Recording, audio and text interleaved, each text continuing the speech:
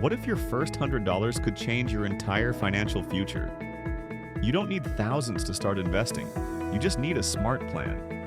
And today, I'll show you exactly where to put your first $100. Before you invest anything, take $20 and set it aside as a tiny emergency buffer. Not a full savings account, just a cushion so you don't panic sell when life happens. Next, choose an investing platform that makes things simple. Look for zero fees, fractional shares, and automatic investing. Apps like Robinhood, Webull, MM1 Finance, and Acorns are popular because anyone can start with almost nothing. Here's where the real magic happens. Take $60 and invest it into an S&P 500 ETF. This gives you tiny pieces of the 500 biggest companies in the US.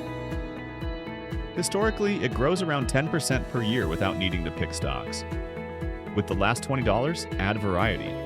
You can put it into a total world ETF for global exposure, or a technology ETF if you want higher long-term growth potential.